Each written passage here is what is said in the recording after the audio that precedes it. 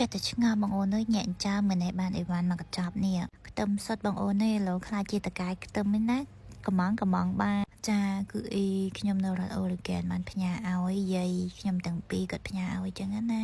ខ្ញុំលក់បងអូនអាចកំងបានអ្នកនៅអាមេរិកចាមានខ្ទឹមស្រស់ខ្ទឹមលីងហើយស្រាច់ចាគឺឈ្ងុយតែម្ដងកំងបានតម្លៃសមរម្យទេតែគ្រាន់តែថ្លៃផ្ញើវិថ្លៃខ្លាំងអីខ្ញុំនឹងអស់ប្រមាណនេះមួយកេសនេះបងអូនហើយមិនតិចទេនៅអាមេរិកនេះថ្លៃសេវាផ្ញើហ្នឹងវាអស់ថ្លៃបងអូនធ្វើមិនទេក្មួយនៅរដ្ឋខុសគ្នាអញ្ចឹងពិបាកដែរបងអូនអើយ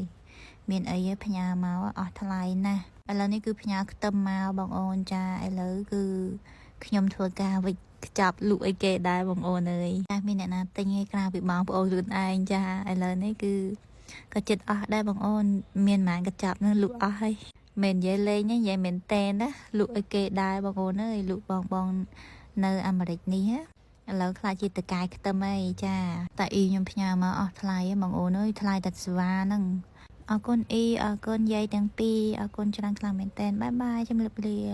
ពីម្សិលមិញមានបងស្រីម្នាក់ផ្ញើសារមកអរគុណខ្ញុំបានចែករំលែកអំពីការចូលសម្ភាសន៍នៅសហរដ្ឋអាមេរិកហើយឥឡូវគឺខ្ញុំឲ្យគាត់ត្រៀមសំណួរត្រៀមអីអញ្ចឹងឥឡូវគាត់ជាប់ហើយខ្ញុំអត់ចង់បានអីពីគាត់ទេចង់ឲ្យគាត់ជោគជ័យហើយនឹងជាប់ដូចខ្ញុំដែរពីព្រោះនៅអាមេរិកនេះយើងមកគឺមានស្រួលទេគឺពិបាកអញ្ចឹងខ្ញុំចង់ចែករំលែកអំពីការធ្វើវីដេអូហ្នឹងហើយខ្ញុំថាជួយគឺខ្ញុំជួយខ្ញុំប្រាប់សំណួរប្រាប់អីចឹងណាខ្ញុំអត់ដូចបងស្រីម្នាក់ដែលធ្វើវីដេអូចង់បានតែ view ទេថានឹងជួយខ្មែរដូចគ្នាអញ្ចឹងណាតាមជាក់ស្ដែងណាពេលដែល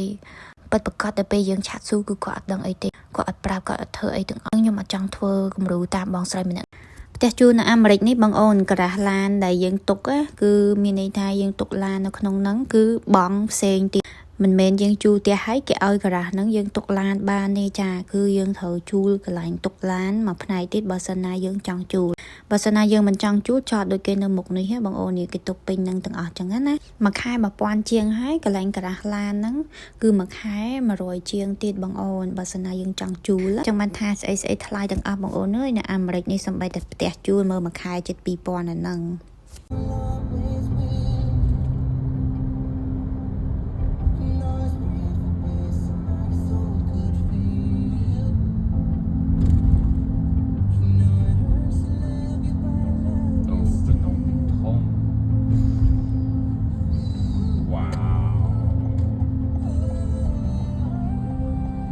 បើនិយាយរឿងខ្ញុំមកអាមេរិកនេះតែម្នាក់ឯងទេរដ្ឋនេះដែរគឺ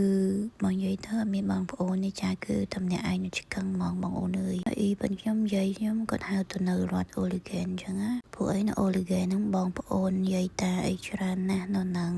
តែបើខ្ញុំទៅប្តីខ្ញុំបែកពីម៉ាក់ប៉ាគាត់អញ្ចឹងណាបើខ្ញុំជួបជុំគ្រួសារ